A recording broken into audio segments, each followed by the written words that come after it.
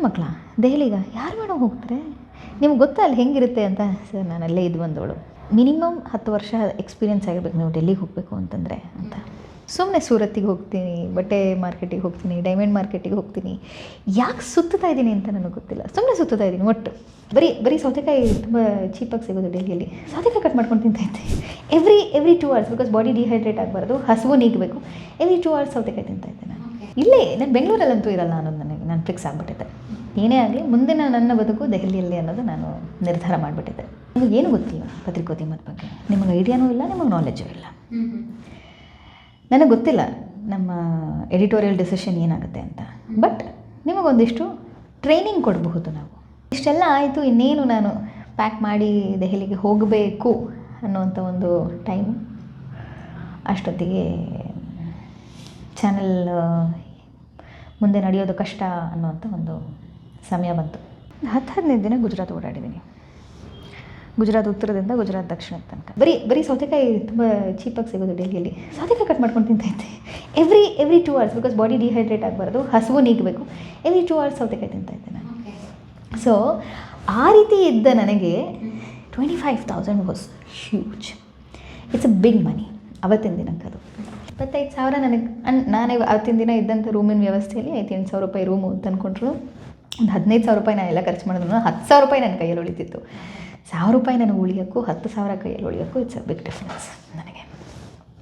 I was like ಇದನ್ನೇ ಮಾಡ್ತೀನಿ ನಾನು ಅಂತ. ಬಟ್ ಅದಾದಮೇಲೆ ನನಗೆ ಫೋನಲ್ಲಿ ಮಾತಾಡಿ ಹೇಳಿದ್ರು ಪೊಲಿಟಿಕಲ್ ಹೆಡ್ ಅವತ್ತಿನ ದಿನ, ಏನೋ ನೀವು ಮಾಡಿದ್ರಿ, ನಮಗೂ ಅವತ್ತಿನ ದಿನ ಏನೋ ಬೇರೆ ಯಾರು ಆಪ್ಷನ್ ಇರಲಿಲ್ಲ, ನಾವು ತೊಗೊಂಡ್ವಿ. But we can't continue there in Delhi. ನಿಮಗೇನು ಗೊತ್ತಿಲ್ಲ ಪತ್ರಿಕೋದ್ಯಮದ ಬಗ್ಗೆ, ನಿಮಗೆ ಐಡಿಯಾನೂ ಇಲ್ಲ, ನಿಮಗೆ ನಾಲೆಡ್ಜು ಇಲ್ಲ. ನನಗೆ ಗೊತ್ತಿಲ್ಲ ನಮ್ಮ ಎಡಿಟೋರಿಯಲ್ ಡಿಸಿಷನ್ ಏನಾಗುತ್ತೆ ಅಂತ, ಬಟ್ ನಿಮಗೊಂದಿಷ್ಟು ಟ್ರೈನಿಂಗ್ ಕೊಡಬಹುದು ನಾವು. ಕಲಿಯೋ ಆಸಕ್ತಿ ಇದ್ದರೆ ಬನ್ನಿ ಬೆಂಗಳೂರಿಗೆ, ಟ್ರೈನಿಂಗ್ ಕೊಡ್ತೀವಿ. ಆಮೇಲೆ ನೋಡೋಣ, ನಿಮ್ಮನ್ನು ಡೆಲ್ಲಿಲೇ ಪ್ಲೇಸ್ ಮಾಡ್ತೀವಿ ನಾವು. ನಾನು ಬೆಂಗಳೂರಿಗೆ ವಿತೌಟ್ ಕನ್ಫರ್ಮೇಷನ್ ಬರೋಕ್ಕೆ ರೆಡಿ ಇರಲಿಲ್ಲ.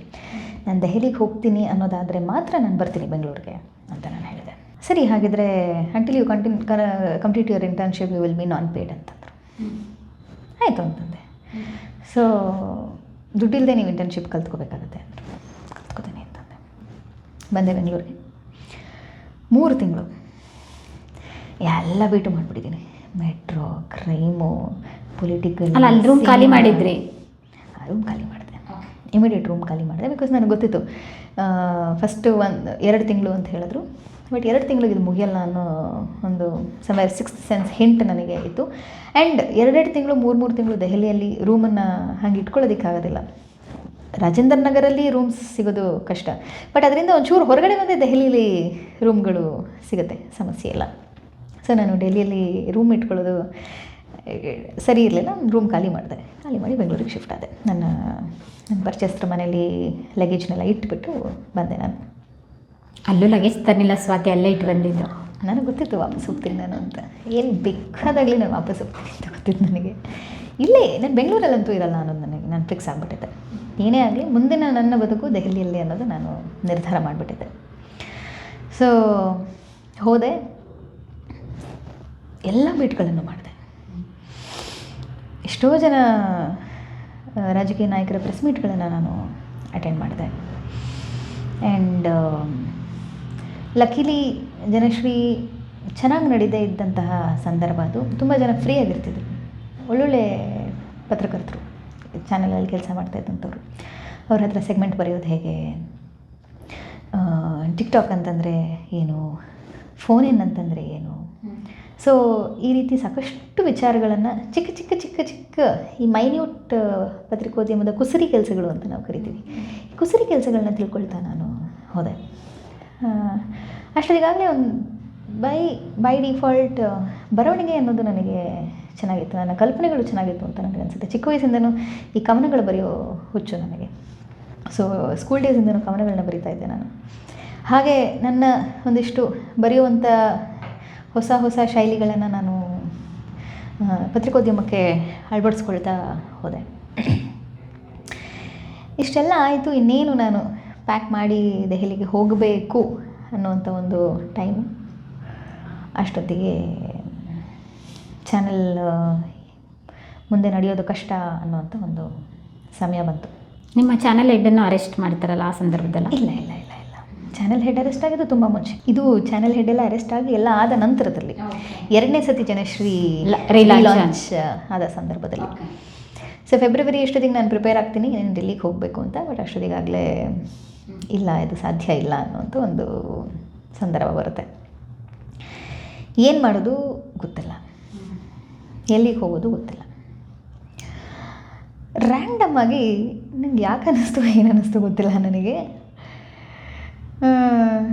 ಇಲ್ಲ ಒಂದು 10 ದಿನ ಬ್ರೇಕ್ ತಗೋಬೇಕು ಅಂತ ನನ್ನ UPSC ಟೈಮಲ್ಲಿ ನನಗೆ ಪರಿಚಯ ಆದಂಥ ನನ್ನ ಫ್ರೆಂಡು ಕರೆದು ಹೇಳ್ತೀನಿ, ನಾನು ಮುಂಬೈಗೆ ಬರ್ತಿದ್ದೀನಿ ಅಂತ ಹೇಳ್ತೀನಿ. ಮುಂಬೈಗೆ ಹೋಗ್ತೀನಿ ನಾನು. ಅವ್ರ ಮನೇಲಿ ಒಂದು ಮುಂಬೈ ಟ್ರಿಪ್ಪಾ? ಮುಂಬೈ ಟ್ರಿಪ್ಪು. ನಾನು ನಿಮ್ಮ ಮನೇಲಿ ಇರ್ತೀನಿ, ಬರ್ತಾಯಿದ್ದೀನಿ ಅಂತ ಹೇಳ್ತೀನಿ ಅಷ್ಟೇ. ಸೊ ಅವ್ರ ಮನೇಲಿ ಒಂದು 3-4 ದಿನ ಇರ್ತೀನಿ. ಅವ್ರ ತಾಯಿ, ಅವ್ರ ಅಕ್ಕ ಎಲ್ಲ ನನಗೆ ಭಾಳ ಪರಿಚಯ. ಫೋನಲ್ಲಿ ನಾವೆಲ್ಲ ಮಾತಾಡ್ತೀವಿ, ಬಿಕಾಸ್ ಡೆಲ್ಲಿಯಲ್ಲಿ ಒಂದು ಒಡನಾಟ ಬೆಳೆದ್ಬಿಟ್ಟಿರುತ್ತೆ. ಸೊ ಹಾಗೆ ನಾನು ಬರ್ತೀನಿ ಅಂತ ಹೇಳ್ತೀನಿ. ಅವ್ರ ಮನೆಗೆ ನಾನು ಹೋಗ್ತೀನಿ. ನಾನು ಹೇಳ್ತೀನಿ ನಾನು ಗುಜರಾತ್ ನೋಡಬೇಕು ಅಂತ ಹೇಳ್ತೀನಿ. 2014 ಚುನಾವಣೆಯಿಂದ ನನಗೆ ಗುಜರಾತ್ ಮಾಡೆಲ್ ಪ್ರಾಜೆಕ್ಟ್ ಆದಮೇಲೆ ಏನಿದೆ ಗುಜರಾತಲ್ಲಿ ನೋಡಬೇಕು ಅಂತ ನನಗೆ ಇರುತ್ತೆ. ಗುಜರಾತ್ ನೋಡಬೇಕು ಅಂತ ನಾನು ಹೇಳ್ತೀನಿ. ಜಾಬ್ ಹೋಯಿತು ಅನ್ನೋದಕ್ಕಿಂತ ಜಾಬೇ ಇರಲಿಲ್ಲ ಫಸ್ಟ್ ಆಫ್ ಆಲು. ಕೆಲಸ ಮುಂದೆ ಸಿಗುತ್ತೆ ಅನ್ನೋ ಭರವಸೆ ಮೇಲೆ ಕೆಲಸ ಕಲಿತೀನಿ ಅಂತ ಹೋದೆ. ಕಲ್ತ್ಕೊಂಡೆ, ಖುಷಿ ಇದೆ ನನಗೆ. ಆ ತರಬೇತಿ ಸಿಕ್ಕಿದ್ದು ಖುಷಿ ಇದೆ. ಆದರೆ ತರಬೇತಿ ಆದಮೇಲೆ ಏನು ಅನ್ನೋದು ಮತ್ತೆ ಅತಂತ್ರ ಏನು ಅಂತ ಗೊತ್ತಿಲ್ಲ. ತರಬೇತಿ ಆಯಿತು, ತರಬೇತಿ ಕೆಲಸಕ್ಕೆ ಅಂತ ತೊಗೊಂಡಿದ್ದು, ಅಂದರೆ ಕೆಲಸನೇ ಇಲ್ಲ. ಸೊ ಮತ್ತೆ ಅತಂತ್ರ ಏನು ಮಾಡಬೇಕು ಅಂತ ಗೊತ್ತಿಲ್ಲ. ಸರಿ, ಆಮೇಲೆ ಸುಮ್ಮನೆ ಇಲ್ಲ, ಒಂದು 10-15 ದಿನ ಬ್ರೇಕ್ ತೊಗೊಳ್ಳೋಣ ಅಂತ ಅನಿಸ್ಬಿಟ್ಟಿತ್ತು. ಅಂದರೆ ಮುಂದೆ ಏನು ಅಂತ ಯೋಚನೆ ಮಾಡಿದೆ, ಏನು ಮಾಡಬೇಕು ಅಂತ ಯೋಚನೆ ಮಾಡಿದೆ. ಸುಮ್ಮನೆ ಹೋಗೋಣ, ಎಲ್ಲಾದರೂ ಒಂದು ಕಡೆ ಹೋಗೋಣ ಅಂತ ಒಂದು ಅನಿಸ್ತು. ಸೊ ಮುಂಬೈ ಅದಾದ ನಂತರದಲ್ಲಿ ಗುಜರಾತ್. 10-15 ದಿನ ಗುಜರಾತ್ ಓಡಾಡಿದ್ದೀನಿ. ಗುಜರಾತ್ ಉತ್ತರದಿಂದ ಗುಜರಾತ್ ದಕ್ಷಿಣದ ತನಕ. ನನಗೆ ಯಾರೋ ಒಬ್ಬರು ನನ್ನ ಕಾಲೇಜ್ ಡೇಸಲ್ಲಿ ನಾನು ಮುಂಬೈಯಲ್ಲಿ ಮೂಡ್ ಫೆಸ್ಟ್ ಅಂತ ನಡೆಯುತ್ತೆ, IITಯಲ್ಲಿ ನಡೆಯುತ್ತೆ ಮೂಡಿ ಫೆಸ್ಟ್ ಅಂತ. ಅಲ್ಲಿ ಪರಿಚಯ ಆದಂಥ ನನ್ನ ಒಬ್ಬ ಸ್ನೇಹಿತೆ, ಆಕೆ ಅಲ್ಲಿನ ಕಾರ್ಪೊರೇಟರ್ ಮಗಳು. ನನಗೆ ಪರಿಚಯ ಆದಾಗ ಅವ್ರ ತಂದೆ ರಾಜಕೀಯ ನಾಯಕರು ಅಂತ ಗೊತ್ತಿತ್ತು ಅಷ್ಟೇ. ಆದರೆ ಅದಾದ ನಂತರದಲ್ಲಿ ಇವರು ಪದವಿ ಸ್ವೀಕಾರ ಮಾಡಿದ್ರು ಅಂತೆಲ್ಲ ಏನು ಗೊತ್ತಿಲ್ಲ. ನಾವಿಬ್ಬರು ಫೇಸ್ಬುಕ್ಕಲ್ಲಿ ಟಚಲ್ಲಿದ್ವಿ. ಅವಳಿಗೆ ಮೆಸೇಜ್ ಮಾಡ್ತೀನಿ, ನಾನು ಗುಜರಾತಿಗೆ ಬರ್ತಾಯಿದ್ದೀನಿ ಅಂತ. ಹೇ ಬಾಬಾ, ನಮ್ಮ ಮನೇಲಿ ಉಳ್ಕೊಳ್ಳುವಂತೆ ಅಂತ ಹೇಳ್ತಾಳೆ. ಅವ್ರ ಮನೇಲಿ ಒಂದು 3 ದಿನ ಇರ್ತೀನಿ. ಆವಾಗ ಸಂಕ್ರಾಂತಿ ಆದಮೇಲೆ ಅಲ್ಲಿ ಗಾಳಿಪಟ ಉತ್ಸವ ಅಂತ ಮಾಡ್ತಾರೆ, 1 ತಿಂಗಳು ನಡೆಯುತ್ತೆ ಅದು. ಸೊ ಅಲ್ಲಿರ್ತೀನಿ, ಅಲ್ಲಿ ಉಳ್ಕೋತೀನಿ. ಆಮೇಲೆ ಅದಾದ ನಂತರದಲ್ಲಿ ನನಗೆ ಈ ಕಚ್ ಅಡ್ವರ್ಟೈಸ್ಮೆಂಟ್ ನೋಡ್ತಾ ಇರ್ತೀನಿ ನಾನು. ಗುಜರಾತ್ ಸರ್ಕಾರದಿಂದ ಬರುವಂಥದ್ದು ಎಲ್ಲ ಟಿ ವಿಗಳಲ್ಲಿ 2013ರಿಂದ ಅದು ಭಾಳ ಪ್ರಚಲಿತದಲ್ಲಿತ್ತು. ವೈಟ್ ಸ್ಯಾಂಡು, ಅಲ್ಲಿ ಏನು ಕೋಲಾಟ ಆಡ್ತಾರೆ, ದಾಂಡಿ ಆಡ್ತಾರೆ, ಅಲ್ಲಿ ಹಟ್ಟುಗಳಿರುತ್ತೆ ಅಂತ. ಸೊ ನನಗೆ ಹೌದಾ, ಏನೇನು ನೋಡೋಣ ಅಂತ ಹೇಳಿ ಅಲ್ಲಿ ಹೋಗ್ತೀನಿ. ಅಂದರೆ ಅಲ್ಲಿ ಯಾರೋ ಒಬ್ಬರು ಒಂದಿಷ್ಟು ಜನ ಕನ್ನಡಿಗರು ಸಿಗ್ತಾರೆ ಭುಜ್ಜಲ್ಲಿ, ಅವ್ರ ಜೊತೆ ಬಸ್ಸಲ್ಲಿ ಹೋಗ್ತೀನಿ. ಅಲ್ಲಿ ಇನ್ಸಿಡೆಂಟ್ಲಿ ಅವತ್ತಿನ ದಿನ ಫುಲ್ ಮೂನ್ ಡೇ, ಹುಣ್ಣಿಮೆ ದಿನ ಭಾಳ ವಿಶೇಷ ಅದು ರನ್ ಆಫ್ ಕಚ್ಚಲ್ಲಿ. ಚಂದ್ರನ ಬೆಳಕು, ಇಡೀ ವೈಟ್ ಸ್ಯಾಂಡ್ ಹೇಗಿರುತ್ತೆ ಅಂತಂದರೆ it's a beauty to watch. It's a nature's beauty. ಎಲ್ಲ ಕಡೆ ಕತ್ತಲಿರುತ್ತೆ, ಚಂದ್ರನ ಬೆಳಕು ಎಷ್ಟು ದೊಡ್ಡದಾಗಿ ಬೀಳ್ತಾ ಹೋಗುತ್ತೋ ಅಷ್ಟು ಮಾತ್ರ ಬೆಳ್ಳಗೆ ಕಾಣಿಸ್ತಾ ಹೋಗುತ್ತೆ. ಸೊ ಒಂಥರ ಬಿಳಿ ಸಮುದ್ರದ ಥರ. ಅಲ್ಲಿ ಹೋಗ್ತೀನಿ. ಅಲ್ಲಿನ ನನ್ನ ಸ್ಟೂಡೆಂಟ್ ಯೂನಿಯನ್ ಲಿಂಕ್ನ ಬಳಸ್ಕೊಂಡು ಅಂದಿನ ಅಲ್ಲಿನ ರಾಜ್ಯಪಾಲರನ್ನ ಭೇಟಿ ಮಾಡ್ತೀನಿ. ಅವ್ರ ಹತ್ರ ಅವರ ದಿನಗಳ ಬಗ್ಗೆ ಮಾತಾಡ್ತೀನಿ, ರಾಜಕೀಯದ ಬಗ್ಗೆ ಮಾತಾಡ್ತೀನಿ, ದೇಶದಲ್ಲಿ ಆಗೋ ಹೋಗ್ತಾ ಇರುವಂಥ ವಿಚಾರಗಳು. Of the record, of course. On record ಮಾತಾಡೋದಕ್ಕೆ ನನ್ನ ಚಾನಲಲ್ಲೂ ಇಲ್ಲ, ಕೆಲಸನೂ ಇಲ್ವಲ್ಲ. ಸೊ ಆಫ್ ದ ರೆಕಾರ್ಡ್ ಅವ್ರ ಜೊತೆ ಮಾತಾಡ್ತೀನಿ. ಅಲ್ಲಿನ ಒಂದಷ್ಟು ರಾಜಕೀಯ ನಾಯಕರ ಜೊತೆ ಮಾತಾಡ್ತೀನಿ. ಸುಮ್ಮನೆ ಸೂರತ್ತಿಗೆ ಹೋಗ್ತೀನಿ, ಬಟ್ಟೆ ಮಾರ್ಕೆಟಿಗೆ ಹೋಗ್ತೀನಿ, ಡೈಮಂಡ್ ಮಾರ್ಕೆಟಿಗೆ ಹೋಗ್ತೀನಿ. ಯಾಕೆ ಸುತ್ತಾ ಇದ್ದೀನಿ ಅಂತ ನನಗೆ ಗೊತ್ತಿಲ್ಲ, ಸುಮ್ಮನೆ ಸುತ್ತಾ ಇದ್ದೀನಿ ಒಟ್ಟು. Swati traveller, Swati blogger.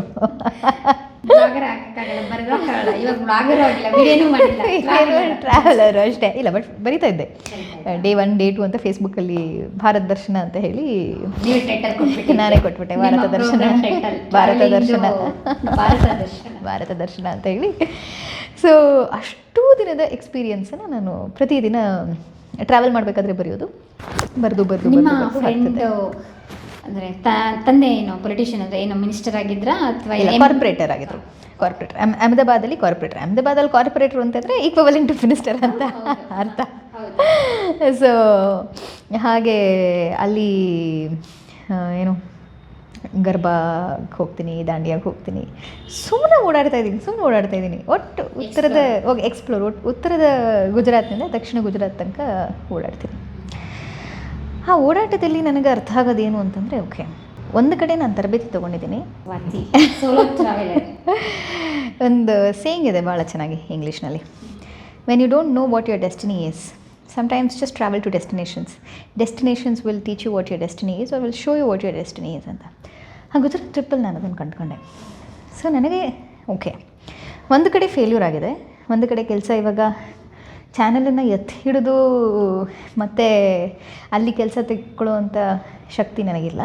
But ಹಲವಾರು ಸಂಸ್ಥೆಗಳಿದೆ ಕನ್ನಡದಲ್ಲಿ, ಅಲ್ಲಿ ಯಾಕೆ ಹೋಗಿ ನಾನು ಪ್ರಯತ್ನ ಮಾಡಬಾರ್ದು ಅಂಥೇಳಿ ಎಲ್ಲ ಸಂಸ್ಥೆಗಳಿಗೂ ಅಷ್ಟೊತ್ತಿಗಾಗಲೇ ಟಿ ವಿ ಮಾಧ್ಯಮದ ಎಲ್ಲ ಕಡೆನೂ ಪ್ರಿಂಟ್ ಮೀಡಿಯಾ ಮತ್ತು ಟಿ ವಿ ಮೀಡಿಯಾದಲ್ಲಿ, ಟಿ ವಿ ಮಾಧ್ಯಮದಲ್ಲಿ ಎಲ್ಲ ಚಾನೆಲ್ಗಳಿಗೂ ಕೂಡ ದೆಹಲಿಗೆ ಪ್ರತಿನಿಧಿ ಇರ್ತಾರೆ. ಆದರೆ ಪ್ರಿಂಟಲ್ಲಿ ಒಂದು 2-3 ವೇಕೆನ್ಸಿಗಳು ಖಾಲಿ ಇರುತ್ತೆ. ಸೊ ಪ್ರಿಂಟಿಗೆ ಹೋಗ್ತೇನೆ ನಾನು. ಸೊ ಅವ್ರು ಕೇಳಿದಂಥ ಪ್ರಶ್ನೆಗಳು ಭಾಳ ಸಮಂಜಸವಾಗಿತ್ತು, ನನಗೆ ಉತ್ತರ ಕೊಡೋಕ್ಕೆ ಬರಲಿಲ್ಲ. ಪಾರ್ಲಿಮೆಂಟಿಗೆ ಅತಿ ಹೆಚ್ಚು ಕರ್ನಾಟಕದಿಂದ ಹೋದಂತಹ ಅಥವಾ ಅತಿ ಹೆಚ್ಚು ಅಟೆಂಡೆನ್ಸ್ ಇದ್ದಂತಹ MP ಯಾರು ಅಂತ ನನ್ನ ಇಂಟರ್ವ್ಯೂಯಲ್ಲಿ ಪ್ರಶ್ನೆ ಕೇಳ್ತಾರೆ. ನನಗೆ ಗೊತ್ತಿರಲ್ಲ. ಪಾರ್ಲಿಮೆಂಟಲ್ಲಿ ಯಾರು ಏನು ಮಾತಾಡಿದ್ರು ಅನ್ನೋ ಟ್ರ್ಯಾಕ್ ಇರುತ್ತೆ ನನ್ನ ಹತ್ರ, ಬಟ್ ಹೈಯೆಸ್ಟ್ ಅಟೆಂಡೆನ್ಸ್ ಯಾರು ಅಂತ ನನಗೆ ಗೊತ್ತಿಲ್ಲ. ಆದರೆ ಒಂದು ಪತ್ರಿಕೆ ಏನನ್ನು ಎಕ್ಸ್ಪೆಕ್ಟ್ ಮಾಡುತ್ತೆ ಅನ್ನುವಂಥದ್ದು ಅವತ್ತಿನ ದಿನಕ್ಕೆ. ಸೊ ಸುಮ್ಮನೆ ರ್ಯಾಂಡಮಾಗಿ ಯಾರ್ದೋ ಒಂದು ಹೆಸರು ತಗೋತೀನಿ, ಬಟ್ ಅದು ಅವತ್ತಿನ ದಿನಕ್ಕೆ ಅದು ಶೋಭಾ ಕರಂದ್ಲಾಜೆ ಆಗಿರುತ್ತೆ. ಹೈಯೆಸ್ಟ್ ಅಟೆಂಡೆನ್ಸ್ ಅವ್ರದ್ದಿರುತ್ತೆ ಸಂಸದೆಯಾಗಿ. ಸೊ ಇನ್ನೂ ಒಂದು 3-4 ಪ್ರಶ್ನೆಗಳನ್ನ ಕೇಳ್ತಾರೆ, ಉತ್ತರ ಕೊಡ್ತೀನಿ, ಆದರೆ ಬಹುಶಃ ಅದು ಅವ್ರಿಗೆ ಸರಿ ಅಂತ ಅನ್ಸಲ್ವೇನೋ. So I was rejected. ಹೀಗೆ ಎಕ್ಸ್ಪ್ಲೋರ್ ಮಾಡ್ತಾ ಇರ್ತೀನಿ, ಹೋಗ್ತೀನಿ, ಇಂಟರ್ವ್ಯೂಸ್ ಕೊಡ್ತೀನಿ. ಆಮೇಲೆ ಕೆಲವು ಕಡೆ ಮುಖ್ಯ ಪ್ರತಿನಿಧಿ ಇದ್ರೂ ಒಂದು ಉಪಮುಖ್ಯ ಪ್ರತಿನಿಧಿಯನ್ನು ತೆಗೆದುಕೊಳ್ಳುವಂತಹ ವಾಡಿಕೆ ಇರುತ್ತೆ. ದೆಹಲಿಗೆ ಅಂಥದ್ದು 1-2 ಕಡೆ ಚಾನಲ್ಗಳಿಗೆ ವೇಕೆನ್ಸಿ ಇರುತ್ತೆ, ಅಲ್ಲೂ ಹೋಗ್ತೀನಿ. ಹೆಣ್ಮಕ್ಳನ್ನ ಯಾರೇ ಕಳಿಸ್ತಾರೆ ಡೆಲ್ಲಿಗೆ ಅಂತಾನೆ. ಅವರೇ ಡಿಸೈಡ್ ಅಂದರೆ ಪ್ರಾಬ್ಲಮ್ಗಳು ಬರುತ್ತೆ.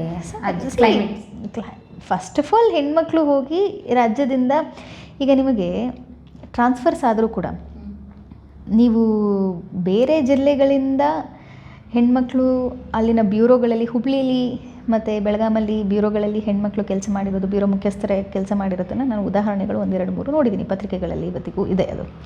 ಆದರೆ ಅಲ್ಲಿಂದ ಅವರು ಬೆಂಗಳೂರಿಗೆ ಅವರಾಗವರೇ ಕೇಳಿ ಟ್ರಾನ್ಸ್ಫರ್ ತೊಗೊಂಡಿರಬಹುದೇ ಹೊರತು, ಬೆಂಗಳೂರಿಂದ ಅವರವರ ಸ್ವಂತ ಊರಿಗೆ ಹೋಗೋದಕ್ಕೆ ಯಾರೋ 1-2-3 ಜನ ಟ್ರಾನ್ಸ್ಫರ್ ತೊಗೊಂಡಿರ್ಬೋದೇ ಹೊರತು, ಆದರೆ ಯಾರನ್ನೂ ಕೂಡ ಈ ಪತ್ರಿಕೆಗಳಲ್ಲಿ ಎಸ್ಪೆಷಲಿ ಟ್ರಾನ್ಸ್ಫರ್ಸ್ ಅಂತ ಇರುತ್ತೆ. ಇವತ್ತಿನ ದಿನ ಟಿ ವಿ ಮಾಧ್ಯಮಗಳಲ್ಲಿ ಅದನ್ನು ನೋಡೋದು ಭಾಳ ಕಡಿಮೆ. ಅಂದರೆ ವಿಡಿಯೋ ಜರ್ನಲಿಸ್ಟ್ಗಳಲ್ಲಿ, ಫೋಟೋ ಜರ್ನಲಿಸ್ಟ್ಗಳಲ್ಲಿ ಅದಾಗುತ್ತೆ ಬಿಟ್ಟರೆ ಇವತ್ತಿನ ದಿನಗಳಲ್ಲಿ. ಆದರೆ ಮುಂಚೆ ಕಂಪಲ್ಸರಿ ನೀವು ಎಲ್ಲ ಜಿಲ್ಲೆಗಳಲ್ಲಿ ಕೆಲಸ ಮಾಡಬೇಕು, ಹೊರಗಡೆ ಒಂದು ಕಡೆ ಕೆಲಸ ಮಾಡಬೇಕು, ಬೇರೆ ರಾಜ್ಯಗಳಲ್ಲಿ ಕೆಲಸ ಮಾಡಬೇಕು ಅನ್ನುವಂಥದ್ದು ಇಂಗ್ಲೀಷ್ ಪತ್ರಿಕೆಗಳಲ್ಲಿ ಇದ್ದೇ ಇರುವಂಥದ್ದು. ಆ್ಯಂಡ್ ಕನ್ನಡ ಪತ್ರಿಕೆಗಳಲ್ಲಿ ಆ ವಾಡಿಕೆ ಇನ್ನೂ ಇದೆ. ಇಂಗ್ಲೀಷ್ ಜರ್ನಲಿಸಮಲ್ಲಿ ಇದು ಸರ್ವೇ ಸಾಮಾನ್ಯ. ನೀವು ಇವತ್ತಿನ ದಿನ ಡೆಲ್ಲಿಲಿದ್ದರೆ ನಾಳೆ ನಿಮ್ಮನ್ನು ವೆಸ್ಟ್ ಬೆಂಗಾಲ್ ಬ್ಯೂರೋಗೆ ಕಳಿಸ್ಬೋದು, ದಕ್ಷಿಣ ಭಾರತದ ಯಾವುದೋ ಒಂದು ಬ್ಯೂರೋಗೆ ಕಳಿಸ್ಬೋದು. ಸೊ ಈ ರೀತಿ ಅದು ಹೆಣ್ಮಕ್ಳಾಗಿರಲಿ ಗಂಡು ಮಕ್ಕಳಾಗಿರಲಿ ಆ ಒಂದು ಪದ್ಧತಿ ಇದೆ. So you working in this bureau ಅನ್ನುವಂಥದ್ದು. ಆದರೆ ಇಲ್ಲಿ ಕರ್ನಾಟಕದಲ್ಲಿ ಆ ರೀತಿಯಾದಂಥ ವಾಡಿಕೆ ಇಲ್ಲವೇ ಇಲ್ಲ. ನೀವು ಟ್ರಾನ್ಸ್ಫರ್ ಆಗಿ ಹೋಗಿದರೆ ಗಂಡ್ಮಕ್ಳು ಹೋಗಿರ್ತಾರೆ ಹೊರತು, ಹೆಣ್ಮಕ್ಳು ಪತ್ರಿಕೋದ್ಯಮದಲ್ಲಿ ಇವತ್ತಿನ ತನಕ ಬೇರೆ ಜಿಲ್ಲೆಗಳಿಗೆ ಟ್ರಾನ್ಸ್ಫರ್ ಹೋಗಿದ್ದಾರೆ ಅನ್ನುವಂಥ ಇತಿಹಾಸವೇ ಇಲ್ಲ. ಅದರಲ್ಲಿ ಬೇರೆ ರಾಜ್ಯ ಅಂದರೆ ಅದು ದೆಹಲಿ ಅಂತಂದರೆ ಡೆಲ್ಲಿಗ ಅಂದರೆ ಅವರಿಗೆ ನ್ಯೂ ಕಾನ್ಸೆಪ್ಟ್ ಅಂತ. ಈಗ ಹೆಂಗೆ 1990ರ ದಶಕಗಳಲ್ಲಿ ರಾಜೀವ್ ಗಾಂಧಿ ಬಂದು ಕಂಪ್ಯೂಟರ್ನ ನಾವು ಸೃಷ್ಟಿ ಮಾಡ್ತಾಯಿದ್ದೀವಿ, ತೊಗೊಂಬರ್ತಾಯಿದ್ದೀವಿ ಅಂತಂದರೆ, ಕಂಪ್ಯೂಟರ ಏನದು, ಆ ರೀತಿ ಒಂದಿರುತ್ತಾ, ಅದು ಇಷ್ಟೆಲ್ಲ ಮಾಡುತ್ತಾ ಅನ್ನುವಂತಹ ಆಶ್ಚರ್ಯ ಚಿಹ್ನೆ ನಾನು ಅವತ್ತಿನ ದಿನವೂ ಕೂಡ ನೋಡಿದ್ದೀನಿ ನಮ್ಮ ಪತ್ರಕರ್ತರ ಮುಖದಲ್ಲಿ. ಹೆಣ್ಮಕ್ಳ ದೆಹಲಿಗ ಯಾರು ಮಾಡೋ ಹೋಗ್ತಾರೆ, ನಿಮ್ಗೆ ಗೊತ್ತಾ ಅಲ್ಲಿ ಹೆಂಗಿರುತ್ತೆ ಅಂತ. ಸರ್ ನಾನು ಅಲ್ಲೇ ಇದು ಬಂದವಳು, ಮಿನಿಮಮ್ 10 ವರ್ಷ ಎಕ್ಸ್ಪೀರಿಯೆನ್ಸ್ ಆಗಿರ್ಬೇಕು ನೀವು ಡೆಲ್ಲಿಗೆ ಹೋಗಬೇಕು ಅಂತಂದರೆ ಅಂತ. ಐ ವಾಸ್ ಲೈಕ್ ಹೌದು, ಬಟ್ ಇಲ್ಲ ನಾನು ಹೋಗಬಲ್ಲೆ, ನಾನು ಪ್ರೂವ್ ಮಾಡ್ಕೋಬಲ್ಲೆ ಅಂತ ಕೇಳೋವಂಥ ಸ್ಥಿತಿಲೂ ಯಾರೂ ಇರಲಿಲ್ಲ. ಆ್ಯಂಡ್ ಇನ್ಫ್ಲೂಯೆನ್ಸ್ ಮಾಡೋದಕ್ಕೆ ಆ ರೀತಿಯಾದಂತಹ ಪತ್ರಕರ್ತರ ನೆಟ್ವರ್ಕ್ ಕೂಡ ನನ್ನ ಹತ್ರ ಇರಲಿಲ್ಲ.